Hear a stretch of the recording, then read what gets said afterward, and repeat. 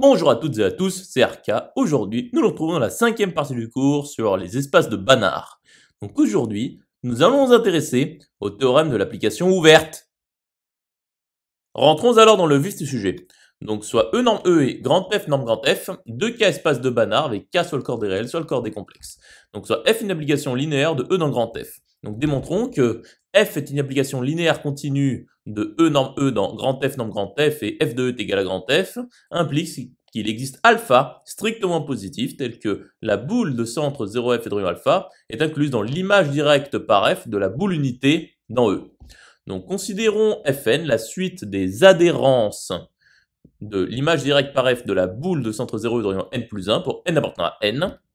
Donc nous savons que la réunion pour n appartenant à n des Fn contient l'adhérence de la réunion pour n appartenant à n des images directes par F de la boule de centre 0 et de rayon n plus 1, qui est donc égale à F de E, donc l'adhérence aussi, qui est égale à F.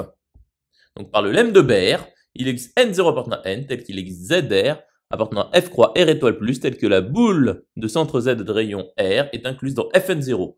Donc il s'agit de dire que un des fermés est d'intérieur non vide. Intéressons-nous alors à l'inclusion réciproque. Donc soit Y appartenant à N plus 1 fois F0.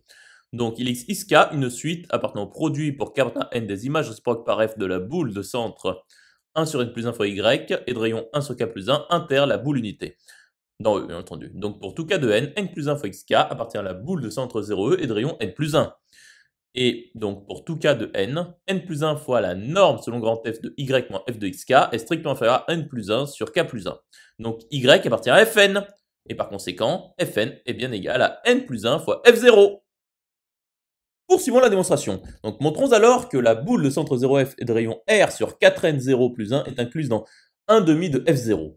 Donc soit U appartenant à la boule de centre 0F et de rayon R sur 4N0 plus 1 quelconque. Donc U plus 1 sur 2 fois N0 plus 1 fois Z moins 1 sur 2 N0 plus 1 fois Z selon grand F, et bien entendu la norme est strictement inférieure à R sur 4N0 plus 1. Donc, U plus 1 sur 2 facteurs de N0 plus 1 fois Z appartient à la boule de centre 1 sur 2 fois N0 plus 1 Z de rayon R sur 4N0 plus 1 qui est incluse dans 1 demi de F0. Et donc, nous savons qu'il existe XK pour K appartenant à N appartenant au produit, donc une suite, produit pour K appartenant à N de la boule de centre 0E et de rayon N0 plus 1 inter l'image réciproque par F de la boule de centre Z de rayon 1 sur 2K plus 1. Et il existe VK, une suite, appartenant au produit pour K appartenant à N de la boule de centre 0 et de rayon 1,5 inter l'image réciproque par F de la boule de centre U plus 1 sur 2 N0 plus 1 Z de rayon 1 sur 2K plus 1. Donc pour tout cas de N, la norme selon grand F de U moins F de VK moins 1 sur 2 fois N0 plus 1 XK, selon grand F bien entendu, est inférieur ou égal à la norme selon grand F de U plus 1 sur 2 N0 plus 1 Z moins F de VK plus 1 sur 2 fois N0 plus 1 norme selon grand F de Z moins F de XK qui est strictement inférieur à 1 sur K plus 1. Et donc U appartient bien à 1 demi de F0. Poursuivons la démonstration. Donc montrons que pour tout K de N et pour tout Y appartenant à la boule de centre 0 et de rayon 1 sur 4N0 plus 1 de puissance K, et pour tout epsilon strictement positif, l'image réciproque par F de la boule de centre Y de rayon epsilon inter la boule de centre 0E et de rayon 1 sur 2 puissance K plus 1 est non vide. Donc soit K appartenant à N quelconque.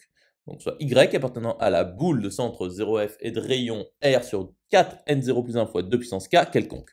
Donc soit epsilon strictement positif quelconque. Donc 2 puissance K fois Y appartient à la boule de centre 0F et de rayon R sur 4N0 plus 1 qui est incluse dans 1 demi de F0. Et donc, il existe X appartenant à la boule de centre 0 et de rayon 1,5 inter l'image réciproque par F de la boule de centre 2 puissance K Y et de rayon 2 puissance K fois epsilon. Et donc, la norme selon grand F de Y moins 1 sur 2 puissance K F de X est strictement inférieure à epsilon. Et 1 sur 2 puissance K fois X appartient à la boule de centre 0E et de rayon 1 sur 2 puissance K plus 1. Et donc, 1 sur 2 puissance K fois X appartient bien à l'image réciproque par F de la boule de centre Y rayon epsilon Et donc 1 sur 2 puissance k fois x appartient bien à la boule de centre 0 et de rayon 1 sur 2 puissance k plus 1, inter l'image réciproque par f de la boule de centre y et de rayon epsilon. Donc cette intersection est bien non vide. Continuons la démonstration. Donc montrons que la boule de centre 0f et de rayon r sur 4n0 plus 1 est incluse dans l'image directe par f de la boule unité dans E. Donc soit y appartenant à la boule de centre 0 et rayon r sur 4n0 plus 1 quelconque. Nous pouvons alors constituer une famille AK pour k appartenant à n, donc toujours une suite, appartenant au produit pour k appartenant à n des boules de centre 0 et de rayon 1 sur 2 puissance k plus 2, tel que, pour tout cas de n, y, norme selon grand F de y moins f de la somme pour j allant de 0 jusqu'à k des AJ est strictement inférieur à r sur 4n0 plus 1 fois 2 puissance k plus 1. Donc nous pouvons faire ça grâce à la petite démonstration précédente, dans la diapositive précédente. Et donc posons zk qui est égal à la somme pour j allant de 0 jusqu'à k des AJ pour k appartenant à n.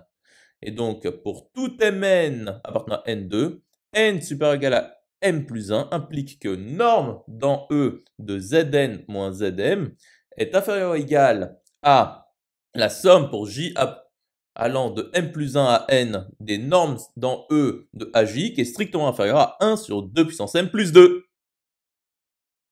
Poursuivons la démonstration. Donc par complétude de E norme E, nous avons qu'il existe z appartenant à E tel que zn tend vers z lorsque n tend vers plus l'infini, bien entendu selon la norme E, et nous savons que f est une multiplication linéaire continue de E norme E, grand F, norme grand F.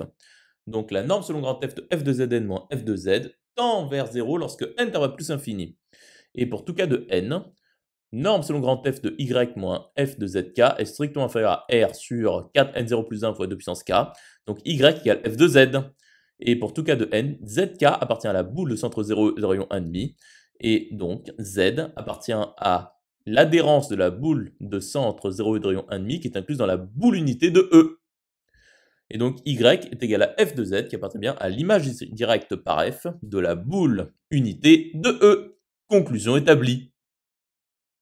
À présent, démontrons que f est une application linéaire continue de E norme E, grand F norme grand F et f de E est égal à grand F implique que l'image directe par f de la boule unité dans E est égale à son intérieur. Donc, nous savons qu'il existe alpha strictement positif tel que la boule de centre 0f de rayon alpha est incluse dans l'image directe par f de la boule unité dans E. Donc, supposons que f, c'est-à-dire l'image directe de la boule unité dans E, est différente de son intérieur.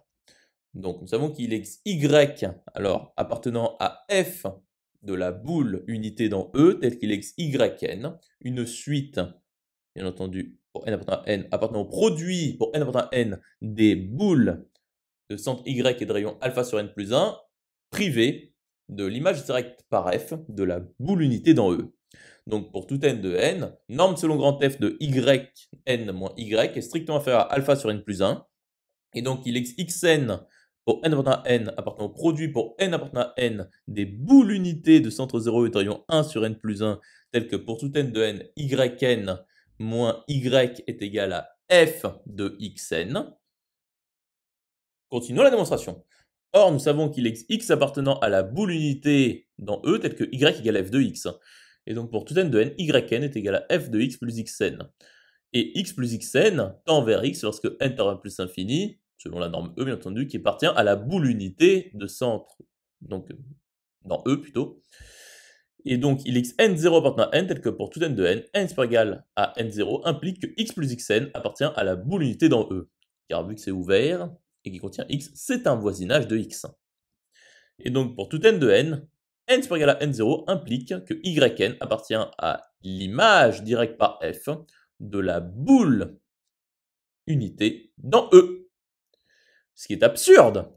Donc, l'image directe par f de la boule unité dans E est ouverte.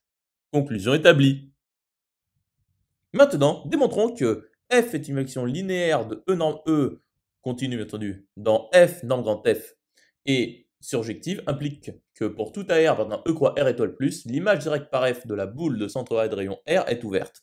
Donc soit Y appartenant à l'image directe par F de la boule de centre A de rayon R quelconque. Donc il existe X appartenant à la boule de centre A de rayon R tel que y égale f de x. Et donc 1 sur R facteur de x moins a appartient à la boule unité dans E. Et donc 1 sur R facteur de y moins f de a est égal à f de 1 sur R facteur de x moins a, qui appartient à l'image directe par f de la boule unité dans E qui est ouverte. Or, il existe alpha strictement positif tel que la boule de centre 1 sur R fois y moins f de a et de rayon alpha est incluse dans l'image directe par f de la boule unité dans E. Poursuivons la démonstration. Donc, soit z appartenant à la boule de centre y et de rayon alpha r quelconque. Et donc, 1 sur R facteur de z moins f de a moins 1 sur R facteur de y moins f de a, donc dans la norme, selon grand F, est strictement inférieur à alpha. Et donc il existe U appartenant à la boule unité dans E tel que 1 sur R facteur de z moins f de a est égal à f de U. Et donc z est égal à f de RU plus A. Et RU plus A appartient à la boule de centre A et de rayon R. Et donc z appartient à f de la boule de centre A et de rayon R. Et donc, la boule de centre Y et de rayon alpha R est incluse dans l'image directe par F de la boule de centre A et de rayon R. Et par conséquent, l'image directe par F de la boule de centre A et de rayon R est ouverte. Conclusion établie. Énonçons alors le théorème. Donc, F est une application linéaire de E norme grand F norme grand F et surjective. Donc, toujours avec E norme grand E et F norme grand F des espaces de Banach. K espace de Banach, implique que pour tout O appartenant à la topologie engendrée par la norme grand E, donc ouvert, implique que f de O est ouvert selon la topologie engendrée par norme grand F. Donc, passons à la démonstration. Donc, soit O, un ouvert selon la norme grand E non vide, car c'est évident lorsque c'est vide, quelconque. Donc, soit Y appartenant à f de O quelconque. Donc, il existe X appartenant à O tel que Y égale f de X. Et donc, il existe alpha strictement positif, tel que la boule de centre X et de rayon alpha est incluse dans O. Et il existe bêta strictement positif, tel que la boule de centre Y et de rayon bêta est incluse dans l'image directe par F de la boule de centre X et de rayon alpha, qui est incluse dans F de O. Et donc, F de O est bien un ouvert selon la topologie engendrée par la norme sur grand F. Conclusion établie. J'espère que cette vidéo vous aura plu et vous sera utile. À présent, un serveur Discord est mis à votre disposition. Vous trouverez le lien dans la description. Nous nous retrouvons dans la 6e partie.